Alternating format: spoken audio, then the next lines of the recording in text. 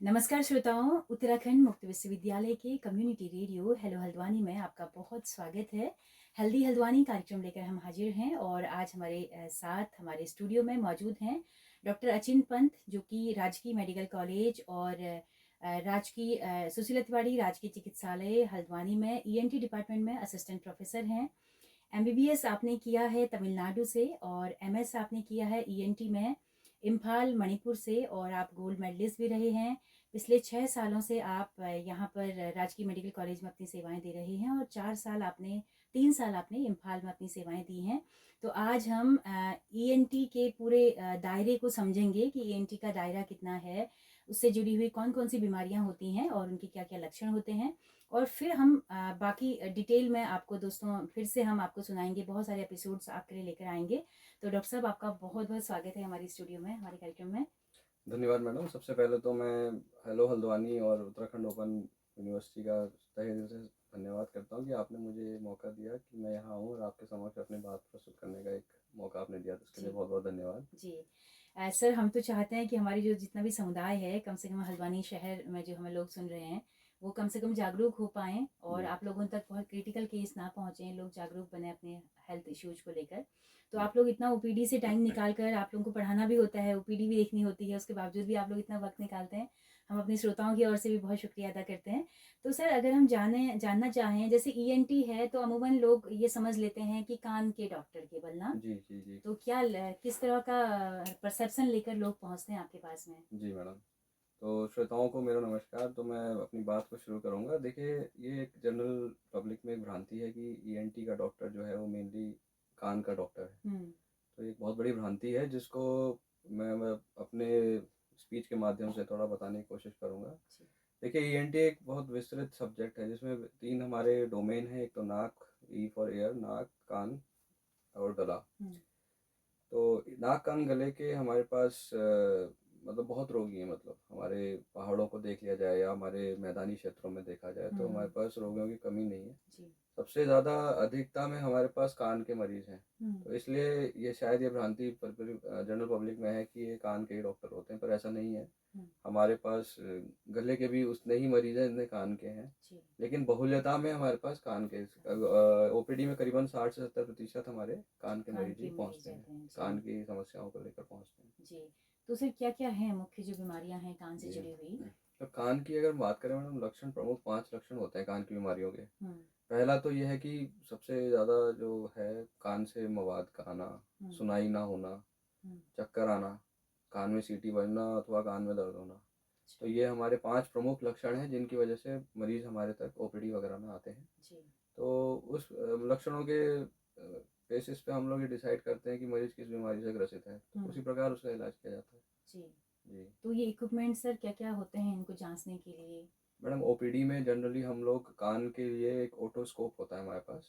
Otoscope मतलब कान में देखने का एक यंत्र है जिसको हम कान में देखते हैं और कान के पर्दे में कोई बीमारी है, कान की जो नली है उसमें कोई बीमारी है, उसका पता लगाते हैं। ये तो एक ओपीडी में हम देखते हैं मतलब। लेकिन अगर हम उसको और अच्छे से अधिकता से जानना चाहें तो हमारे पास एंडोस्कोप उपलब्ध है, यानी कि दूरबीन उपलब्ध है आजकल। और माइक्रोस्कोप जो कि पुरानी प्रथा चली आ रही है माइक्रोस्कोप की, वो भी हमारे पास उपलब्ध होता है।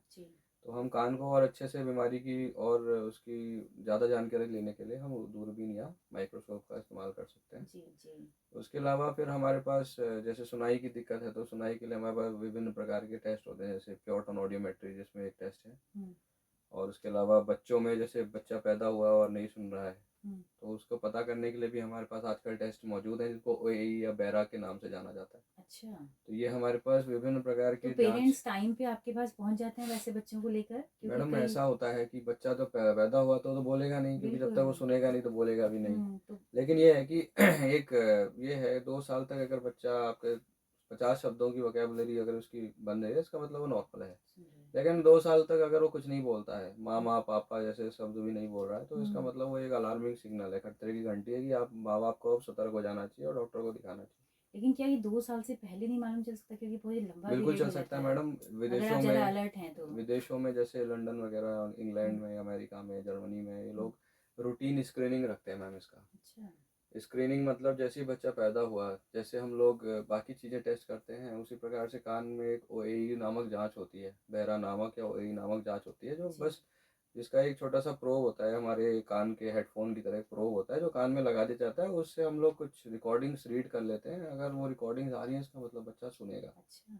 जी, ऐसी वाली दिक्कतें उन बच्चों में ज़्यादा देखी जाती हैं जो एक तो समय से पहले प्री मैच्योर बच्चे हुँ, होते हैं, हुँ, या फिर जिनको पैदा होते के साथ ही आईसीयू में किसी कारणवश भर्ती होना पड़ता है, हुँ। पीलिया हो गया या ऑक्सीजन पूरी तरह से नहीं आई, बच्चे के फेफड़े नहीं खुले, रोया नहीं बच्चा, ऐसे वाले बच्चों में ये वाली समस्या होने की संभावना अच्छा, ज़्यादा अच्छा। रहती है। तो ये टेक्निक अभी यहाँ तक नहीं पहुँची है भारत मैडम तक? भारत में पहुंची है, जी, लेकिन उसको एक रूटीन स्क्रीनिंग में नहीं लिया नहीं गया है। लिया गया। अच्छा। मतलब जैसे अस्पतालों में हमारे यहाँ तो डिलीवरी घरों में हो जाती है, हुँ, फिर सामुदायिक स्वास्थ्य केंद्र हैं, प्राथमिक स्वास्थ्य केंद्र है, फिर डिस्ट्रिक्ट हॉस्पिटल आता है, फिर जाकर के कहीं मेडिकल कॉलेज या टर्शरी केयर सेंटर आता है। बिल्कुल। तो ये सुविधाएं प्राथमिक स्वास्थ्य केंद्र में उपलब्ध नहीं है, हुँ, डिलीवरी वहाँ भी हो रही है। हुँ, हुँ। तो ये एक स्ट्रीमलाइन करने की आवश्यकता है मैम। लेकिन क्या आपके हॉस्पिटल में ये उपलब्ध है सर? हमारे अस्पताल में फिलहाल तो नहीं, लेकिन हम जल्दी इसकी ओके, कोशिश में है मैम। मतलब कि ओके। हल्द्वानी शहर में ये सारी जांचें उपलब्ध जी, है। जी, जी जी। तो सर आपने कान से जुड़ी हुई 4-5 बीमारियाँ आपने बताई जो कि जी बहुत कॉमन हैं और पहाड़ों से भी और बाकी जो कम जागरूक जो लोग हैं वहाँ से इस तरह की दिक्कतें बहुत आती है कि बच्चों के कानों से जी बहुत जी सारा जी जी मवाद बह रही है। जी तो सर क्या-क्या थोड़ा-सा बताइए किस-किस तरह के केस आते हैं आपके पास ज़्यादा? जी मैम। मैम देखिए, कान से मवाद आना पैदा 1 साल के बच्चे से लेकर के बुढ़ापे तक 70-80 साल तक के बुजुर्गों तक में ये समस्या रहती है। अच्छा। लेकिन चूंकि हर उम्र में इसके कारण विभिन्न हैं। हुँ, बच्चों में बेसिकली देखा गया है कि जिन बच्चों को टॉन्सिल्स वगैरह रहते हैं गले में, हुँ। उनके गले के साथ नाक के पीछे एडिनॉइड, टॉन्सिली की तरह एक मांस होता है, उसे एडिनॉइड कहते हैं, जो एक मतलब रोग प्रतिरोधक शक्ति है हमारी, अच्छा। जो 16 से 17 साल तक बच्चों में यूजुअली प्रेजेंट रहती है। हुँ, लेकिन किसी किसी को इन्फेक्शन होने की वजह से बढ़ जाते हैं, तो वो बच्चा खा नहीं पाता है, उसकी ग्रोथ नहीं हो पाती है। ऐसे बच्चों को ये कान के इन्फेक्शन से, एक नली होती है नाक कान को जोड़ने वाली, उसके थ्रू ये इन्फेक्शन कान में चले जाते हैं, उनके कान बहना स्टार्ट हो जाते हैं। ओके। फिर दूसरा, अगर हम बड़े बड़े लोगों की बात करें, दस हुँ, साल से बड़े से बच्चों की बात करें या लोगों की बात करें, तो उसमें मुख्यतः देखा गया है कि जो लोग का थोड़ा सोशो इकोनॉमिक स्टेटस थोड़ा नीचे है, मतलब हुँ, हुँ। साफ सफाई नहीं है ये, तो उन उन उस तरह के लोगों में ये बीमारियाँ ज़्यादा होती ज़्यादा हैं। होती है। जी और सर जैसे भ्रांतियाँ हैं ना कान से जुड़ी हुई बहुत सारी जैसे गाँव में तेल बहुत ज़्यादा जी डाला जाता है बच्चों जी के जी कानों जी। में, तो उस पे क्या कहना है आपका? मैम देखिए, कान में तेल डालने का जो है, हमारे पास बहुत सारे पेशेंट्स आते हैं जो दूर दराज गांव वगैरह से आते हैं, तो हुँ, एक रिवायत और हमारे क्या बोले उसको, एक टैबू है हमारे कि हम लोग कान में जी, तेल डालते हैं। जी, तेल डालने का मुख्य मकसद है कान में जो मैल नॉर्मली बनता है उसको जी, निकालने के लिए। जी। लेकिन मैम होता क्या है कि हम तेल में, चूंकि आजकल एक प्राकृतिक शुद्ध तेल तो हमें नहीं मिलता, हुँ, एडल्ट्रेंट्स बहुत है, तो उससे क्या है, कान के अंदर का जो पीएच होता है, माध्यम जो, हुँ। वो बदल जाता है और उससे इन्फेक्शन होने की संभावना बढ़ जाती है। ओह! दूसरी सबसे बड़ी प्रॉब्लम क्या है कि लोग अपने कान को खुद से साफ करने की कोशिश करते हैं, तो उस कोशिश में वो क्या करते हैं कि जो मैल नॉर्मली बाहर निकलना चाहिए, मतलब भगवान ने एक ऐसा मैकेनिज्म बनाया हुआ है कि जो मैल होगा वो सूख करके खुद ब खुद निकल जाएगा। अच्छा, तो आप ये करो। होता है। हाँ जी। अच्छा, मैल बनेगा मैडम। मैल एक क्या है, जैसे नाक में गंदगी ना जाए, इसी प्रकार कान में गंदगी ना जाए, उसको रोकने के लिए मैल बनता है कान का। धीरे धीरे मैल के लिए गीला होता है, फिर वो सिकुड़ के हार्ड होकर के जब आप करवट वगैरह सोते समय लेते हैं तो वो बाहर निकल जाता है। अच्छा, लेकिन किसी किसी में होता है कि कान की नली सीधी ना होकर थोड़ी तिरछी होती है, ऐसे लोगों में मैल बाहर नहीं निकल पाता, इकट्ठा होना स्टार्ट हो जाता है। ओके, तो उससे उनको खुजली बहुत लगती है कान में, तो वो खुजाने के चक्कर में कई बार घाव कर लेते हैं, कानों में दर्द होना स्टार्ट हो जाता है। जी, मैल को निकालने की कोशिश में मैल को और अंदर धसा देते हैं, तो वो फिर वो और ज़्यादा लंबे समय तक मैल अगर कान में रहे तो वो इन्फेक्शन होने लगता है, उसमें फफूंदी वगैरह लगना लग जाती है, तो ये वाली दिक्कत हो जाती है। जी, ऐसे में लोग फिर तेल वगैरह का इस्तेमाल करते हैं, जिससे और ज़्यादा प्रॉब्लम बढ़ जाती जी। तो सर क्या-क्या तेल हम है। नारियल मैडम का अगर तेल तेल डाला जाए तो नारियल का तेल सही है, जी, उपयुक्त है। नारियल का तेल जो शुद्ध होता है उसको डाल सकते हैं। क्या रूटीन में डालना हुआ रूटीन या में नहीं डालना मैम। जैसे आपको लग रहा है कान बंद लग रहा है, हमें खुजली बहुत हो रही है, ऐसा लग रहा है सुनाई नहीं आ रही है, क्योंकि हुँ, मैल रहेगा कान में तो सुनेंगे नहीं आप। हुँ, हुँ, हुँ। सबसे कॉमनेस्ट प्रॉब्लम वही है, ना सुनने की, कान में मैल होना। जी, तो उस समय आप कोशिश कर सकते हैं, अगर फिर भी अगर आपको दिक्कत है तो आपको डॉक्टर से परामर्श जी। करना चाहिए। सर ईयरबड इस्तेमाल करना चाहिए नहीं? ईयरबड मैम, वही मैं आपको बता ही रहा था कि ईयरबड का ये है कि जैसे मान लीजिए ना, हाथ से थोड़ा पानी वगैरह चला जाता है कई बार, तो उसको तो आपने भारी बार साफ कर लिया, वो ठीक है। हुँ, पर लेकिन अगर आप मैल निकालने के लिए ईयरबड को बार बार यूज़ करते हैं, तो आप क्या करते हैं, कान के बाहरी सतह पर एक इंजरी कर देते हैं, ट्रॉमा कर देते हैं। ओह! तो उस वजह से क्या है, कान में इन्फेक्शन बहुत आसानी से होता है। आप, कई लोग हमारे पास मरीज आते हैं जो कहते हैं कि हमारे कान में दर्द हो रहा है, तो अगला सवाल हम पूछते हैं कि आपने ईयरबड का इस्तेमाल किया था, हुँ, चाबी का इस्तेमाल किया था, कि हाँ जी किया था। हुँ।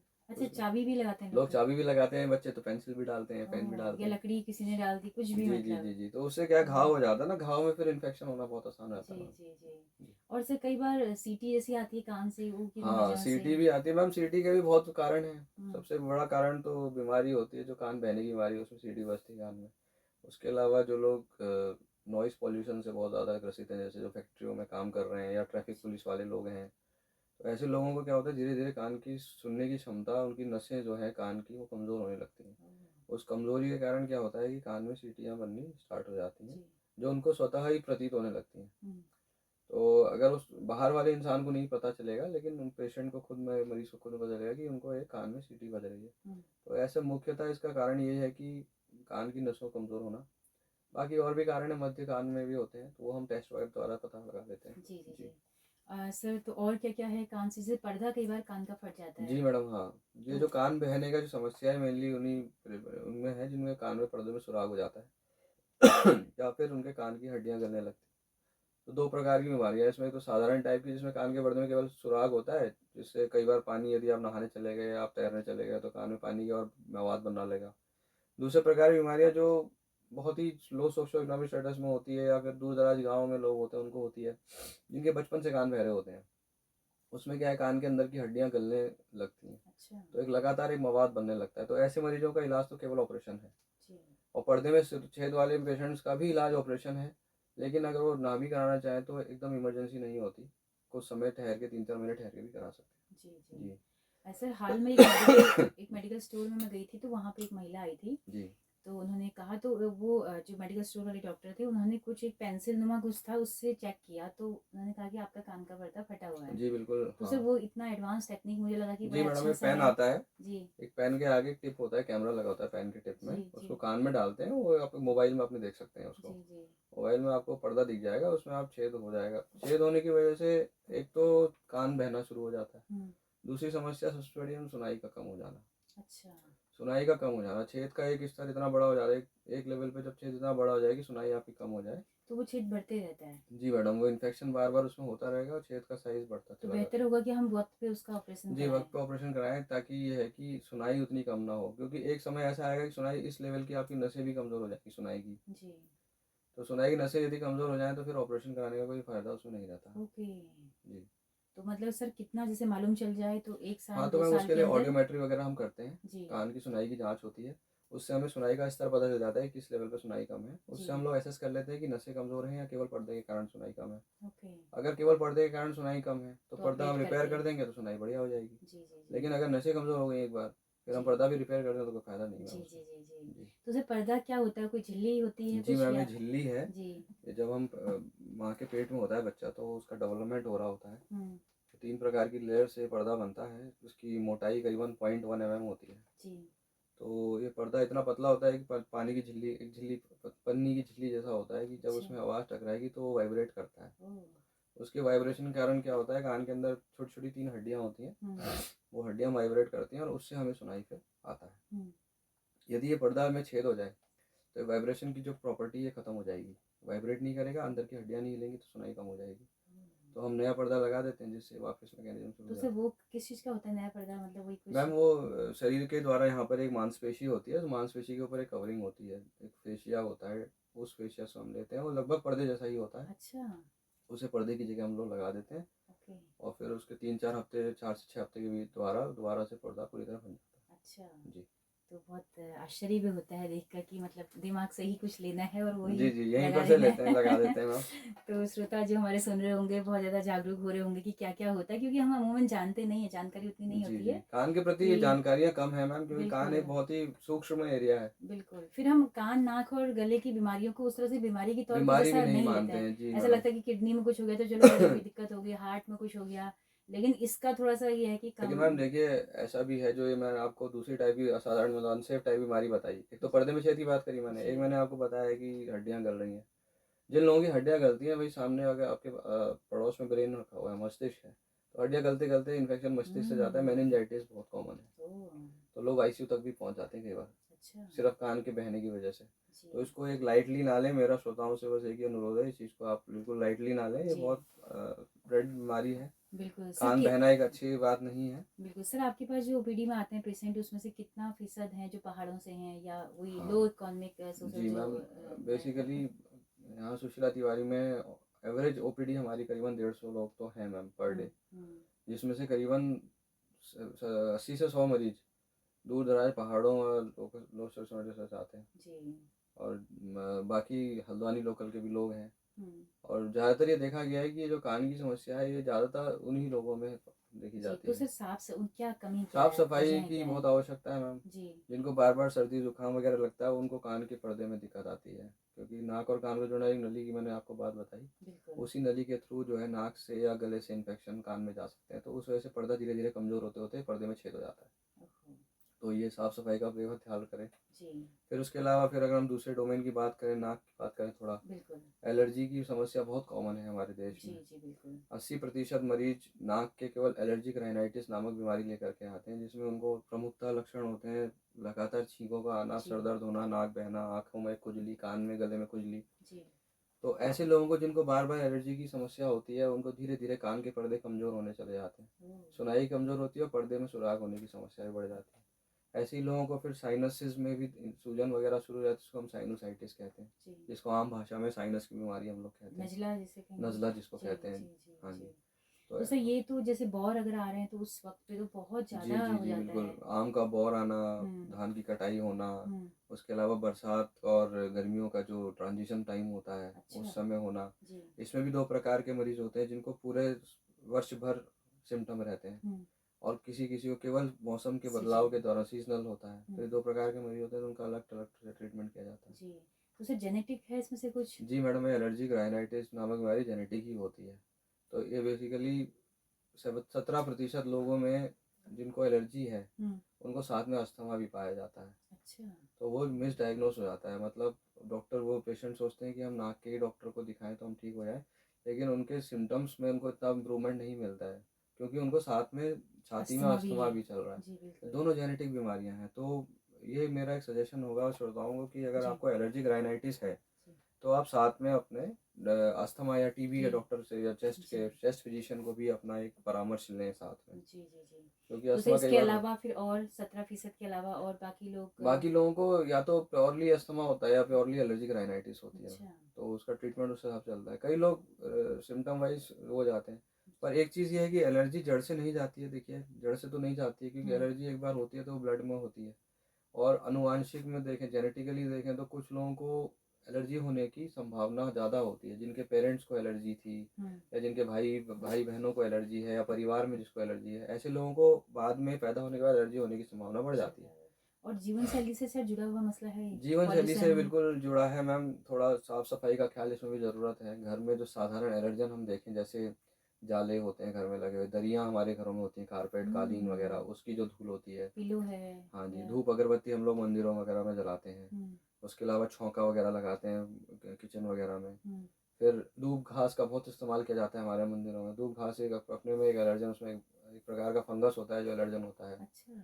कॉकरोचेस होते हैं घर में, कॉकरोच का जो डेंडर होता है वो एक एलर्जन होता है। तो ये साधारण तौर पे जिनसे हम घिरे हुए लोग चीज़ें हैं, इन घिरी हुई चीज़ों से आप ध्यान रखें तो एलर्जी हो। रही बात इसमें, ये कोई ज़रूरी नहीं है कि आप अगर सोशो इकोनॉमिक स्टेट आपका कम है तो आपको एलर्जी नहीं होगी, ऐसा नहीं होता। हम्म। क्योंकि दूसरा कारण मैंने बताया, जेनेटिक कारण है। हम्म। जेनेटिक कारण ही इम्पोर्टेंट है इसमें। अच्छा। एक बार आपको एलर्जी है तो वो रहेगी जीवन भर। फिर चाहे आप कहीं से आएँ, आप चाहे बहुत ज़्यादा अच्छे सोशो इकोनॉमिक स्टेटस से हो, चाहे जी पढ़ जी लो, जी लेकिन तो बस एलर्जी, एहतियात बरतना ही आपके लिए जी, एक बस उपाय है उपाय एकमात्र। है कि आप बस इन चीज़ों से दूर रहें। जी। और एलर्जी का हम थोड़ा सा उसको कंट्रोल कर सकते हैं, हम्म। क्योर नहीं कर सकते हैं, जी ख़त्म नहीं कर सकते जी हैं। जी जी। जी सर खान पान का भी कुछ ख्याल इसमें रखना पड़ता है? जी, खान पान का भी है। एक प्रकार की एलर्जी जिसको हम फूड एलर्जी कहते हैं, वो हम्म। अलग डोमेन आता है। फूड एलर्जी मतलब जिसमें लोगों को कई बार लगता है कि गले में कुछ अटक रहा है हम्म। या खराश महसूस हो रही है, ऐसे वाले बहुत मरीज होते हैं। हम्म। वो लोग परेशान रहते हैं, जगह जगह डॉक्टर्स को दिखाते रहते हैं, जी गले में खराश हो रही है, ठीक जी नहीं हो रहा, ठीक नहीं हो जी। रहा। ऐसे मरीज उस कैटेगरी में आते हैं जिनको गले की एलर्जी है, फूड एलर्जी मेनली। ओह। जैसे हरे पत्तेदार सब्जियां हमारे पहाड़ों में बहुत चलन है खाने का, हम्म। चौलाई पालक वगैरह हम लोग बहुत खाते हैं। तो इस जी। प्रकार उसके जो पत्ते होते हैं जो पीले पड़ जाते हैं, उनसे ये एलर्जन निकलते हैं, वो अच्छा। गले में दिक्कत करते हैं। ओह। उसके अलावा अगर आप चाय के बहुत शौकीन हैं, चाहे आप बहुत लंबा दिन में 4-4 5-5 चाय पी रहे हैं, तो उससे क्या है कि पेट में एसिड वगैरह बनने की वजह से भी इस प्रकार की समस्याएं स्टार्ट हो जाती हैं। अच्छा।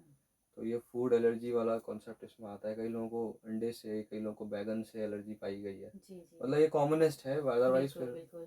सर इसके अलावा गले में टॉन्सिल्स का भी एक बड़ी जी, समस्या है लोगों में। टॉन्सिल्स का है मैम। गले की बात करें तो जैसे बच्चों में बहुत कॉमनेस्ट होता है। हुँ। टॉन्सिल एक प्रकार से हमारी रोग प्रतिरोधक शक्ति है।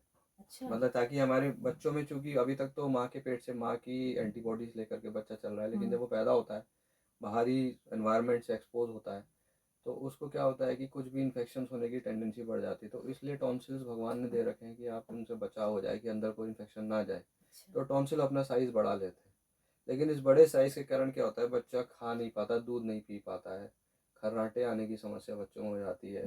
वो लोग मुंह खोल के सांस लेना शुरू कर देते हैं, तो उनकी ग्रोथ कम होती है, कंसंट्रेट ऐसे बच्चे नहीं कर पाते स्कूलों में। अच्छा।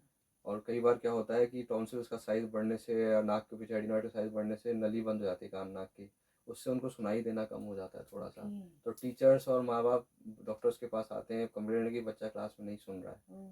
जब आप कान को झाँकते हैं तो कान तो एकदम नॉर्मल पाते हैं, लेकिन जब गला और नाक देखते हैं तो आपको टॉन्सिल एडिनॉइड ओके। वगैरह मिल तो जाता है। उसे टॉन्सिल्स बढ़ते क्यों हैं? मैडम इन्फेक्शन, टॉन्सिल एक तरह से लिम्फोइड टिश्यू है। मतलब लिम्फोइड टिश्यू जैसे हमारे ब्लड में बी सेल्स और टी सेल्स होते हैं जो इन्फेक्शन के खिलाफ लड़ते हैं। इन बी सेल और टी सेल्स को ट्रेनिंग दी जाती है टॉन्सिल्स और एडिनॉइड, और एक थाइमस ग्लैंड होती है यहाँ गले में, उसमें जी। बचपन में जब वो बनते हैं आपके ब्लड में बनते हैं, और इन जगहों पे जाके ट्रेन होते हैं। इनको ट्रेनिंग दी जाती है कि आप इस प्रकार के इन्फेक्शन से आपको लड़ना है। ओह! तो जब ऐसे ही आप किसी भी इन्फेक्शन हुआ आपको, तो टॉन्सिल्स का साइज थोड़ा बढ़ जाएगा, लिम्फोसाइट बढ़ने लगेंगे ताकि आपको इन्फेक्शन ना हो। ओके। लेकिन अगर वो बार बार इन्फेक्ट होते हैं टॉन्सिल, तो अल्टीमेटली वो बहुत हार्ड हो जाते हैं, फिर उनका कोई काम नहीं रहता। फिर उनका तरीका ये है कि इनको ऑपरेशन करके निकाल दिया जाए। ओके। तो ऑपरेट स्वतः सर किसी भी एज में किया जा सकता है? नहीं मैम, लेकिन स्वतः इसमें एक ये है कि 12 से 15 साल की उम्र तक टॉन्सिल और एडिनॉइड स्वतः ही खत्म हो जाते हैं। उनका काम खत्म हो जाता है 12 से 15 साल तक। अच्छा, उसके बाद कोई लेकिन काम उसके नहीं है। बावजूद अगर ये रह रहे हैं और आपको तकलीफ दे रहे हैं, तो फिर हटाया इनको जा फिर सकता है, उनका ऑपरेट कोई किया, काम नहीं फिर है। ऑपरेट करने का तो काम नहीं मेनली अगर देखें तो बच्चों किशोर अवस्था तक इनका काम है। है। इनका काम है मैम, हाँ हाँ, 12 से 15 से उम्र तक जी। अच्छा। सर जेनेटिक होते हैं टॉन्सिल्स? जेनेटिक नहीं है मैम, ये तो नॉर्मल है, बॉडी का अच्छा, एक स्ट्रक्चर मान जेनेटिक लीजिए कोई नहीं इसको, है, हाँ। जेनेटिक नहीं है। हुँ। तो डॉक्टर साहब बहुत अच्छी जानकारी आप बता रहे हैं, बहुत ही विस्तार से। जैसा कि कई बार पेशेंट जब ओपीडी में जाता है तो बहुत सारा डॉक्टर्स बोलते नहीं हैं, बस दवाई लिख देते हैं। जी जी जी। पेशेंट्स की हमेशा एक शिकायत रहती है कि डॉक्टर्स ने बताया नहीं कि क्यों हुआ, किस वजह से हुआ। हम्म। तो मुझे लगता है कि यहाँ पे आप लोग विस्तार से बता रहे हैं, तो जो लोग हमें सुन रहे हैं वो थोड़ा-सा उसकी जड़ों तक जा पाएँगे जी कि जी किन जी। वजहों से ये चीज़ें होती हैं। हाँ जी तो सर मैम। और कोई बीमारी है गले से जुड़ी हुई?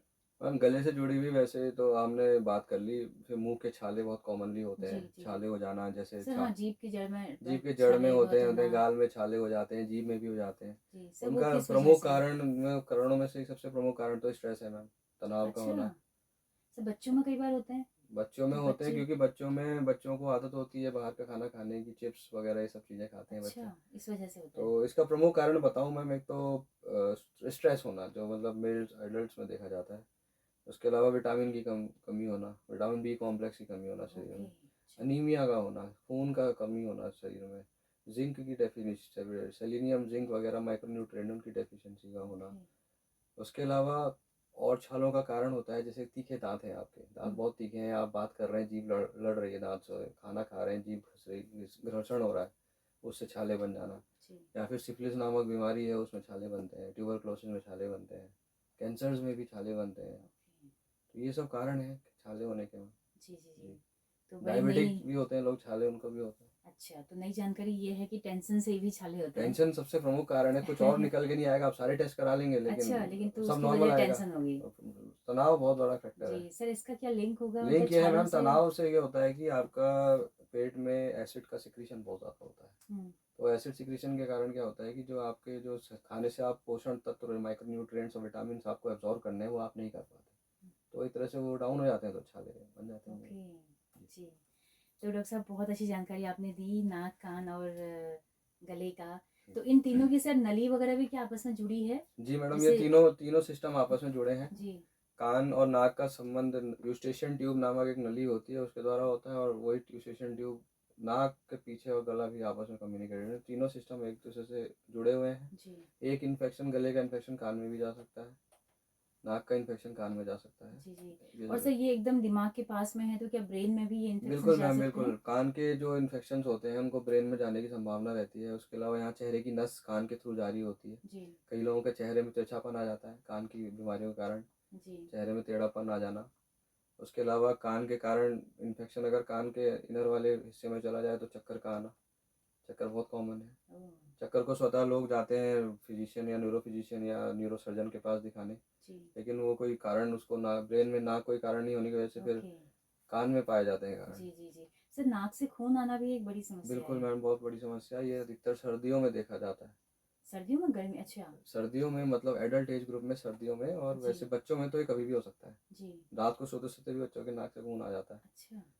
तो सर्दियों में कारण होने का रीज़न ये होता है कि जैसे ब्लड प्रेशर बढ़ता है सर्दियों में, हमारा ठंडा रहता है बाहर में तो नलियाँ, खून की नलियाँ सिकुड़ती हैं, इससे ब्लड प्रेशर बढ़ता है। और बड़े लोगों में क्या होता है, जो खून की नलियाँ होती हैं उनमें एक लेयर की कमी हो जाती है, तो उस वजह से वो नलियाँ आसानी से फट जाती हैं, तो ओह, खून एकदम से निकल आता है। ओके। वैसे लोग सर्दियों की रातों में बहुत आते हैं, अच्छा। एडल्ट एज में नाक से खून आ रहा है। अच्छा, तो जब नस फटती है, नस नस जब फटने की फटेगी तो तब? वैसे खून आएगा जी। अच्छा, और सर बच्चों में क्यों आता है? बच्चों में क्योंकि अभी क्या है, बच्चे भी बढ़ रहे हैं, तो खून की नलियाँ उनकी उतनी ज़्यादा मैच्योर नहीं होती जैसे ओके। एडल्ट में हो जाती हैं। तो कुछ भी अगर वो नाक में हल्की सी भी खुजली भी कर देंगे तो उनका नाक अच्छा। से खून आना स्टार्ट हो जाएगा। जी जी जी। जोर से छींक देंगे तो नाक से खून आ जाता है, जी कई बार जी स्वतः आ जाता है। जी। लेकिन ऐसा वाला 12-13 साल की ऐसा ठीक हो जाता है। तो श्रोताओं से वो भी है कि आप लोग इतना घबराएं ना, नाक से बच्चे खून आ रहे तो कोई बड़ी जी बात नहीं है, नॉर्मल जी बात है। जी जी जी जी। जी तो डॉक्टर साहब कुछ और बातें करें या काफ़ी वक्त हो चला है? जी मुझे लग रहा है इतना हम बेसिक जानकारी जो हमारे लिसनर्स को आपने दी है वो काफ़ी है। और अब हम सीरीज में बात करेंगे, हर बीमारी पर पर्टिकुलर बात जी जी करेंगे। मैम जी। और कोविड समय के कुछ अनुभव आपके थे चलते थे, हाँ अगर आप बिल्कुल, बताना चाहें कुछ तो? कोविड का समय निकल गया, सबसे अच्छी जी बात तो ये है जी। Sir ma'am. उसके बाद कुछ साइड इफेक्ट क्या बचे साइड हुए हैं? इफ़ेक्ट्स हैं मैम, जैसे कई लोगों को गले में खराश रह गई है। हम्म। जो लोग कोविड से ग्रसित थे उनके गले में खराश परमानेंट हो गई है। वो ओह। इसलिए हुई है क्योंकि जो अंदर के जो उनके गले की जो मांस कोशिकाएं थी वो डैमेज हुई और उनमें फिर हार्ड मांस बन गया, तो उस वजह से खराश जैसी संबंधी चीज़ें रह गई। उसके अलावा कई लोगों को जिनको कोविड के समय नाक से सूंघने की क्षमता उनकी चली गई थी, तो कई लोगों की अभी तक वो परमानेंटली चली गई है, ओहो। टेस्ट और सूंघने की क्षमता। जी। और ऐसा भी पाया गया हमारी स्टडीज़ के दौरान कि करीबन 1-1 साल तक भी लोगों की बाद में आए, 1 साल के बाद उनकी सुनने सूंघने और जी। टेस्ट की क्षमता वापस सर आई। परमानेंट भी चली गई है क्या, ऐसा जी भी हुआ है? हाँ बिल्कुल मैम, कई सारे केसेस रिपोर्ट हुए जिनमें परमानेंट चले अच्छा गए। अच्छा। जी, कई लोगों ने अपनी आंखें गंवाई अच्छा। फंगस के कारण, जो बाद में काला हाँ। काला फंगस आया, ब्लैक हम्म फंगस जिसको हम्म। म्यूकोरमाइकोसिस। जी। उसके द्वारा कई सारे लोगों को इन्फेक्शन हुए साइनसेस में, आंखें गंवा दी, आंखों की नसों में चला गया फंगस, तो जी। आंख से हाथ धोना पड़ा लोगों को।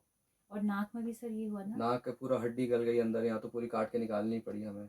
सर कितने ऑपरेशन आपने किए म्यूकस करीबन के? मैम यहाँ हमारे अस्पताल में 36 से 40 के बीच में ऑपरेट हुए हैं जी, जो म्यूकर के। जो केवल कोविड की वजह से हुए जिनकी हैं? कोविड की वजह से, जिनको म्यूकर की समस्या आई, जी जी ब्लैक जी फंगस की जी समस्या। जी जी जी जी। जी तो डॉक्टर साहब बहुत शुक्रिया आपका, इतना कीमती वक्त और इतनी महत्वपूर्ण बातें आपने जानकारी साझा की हमारे श्रोताओं के साथ में।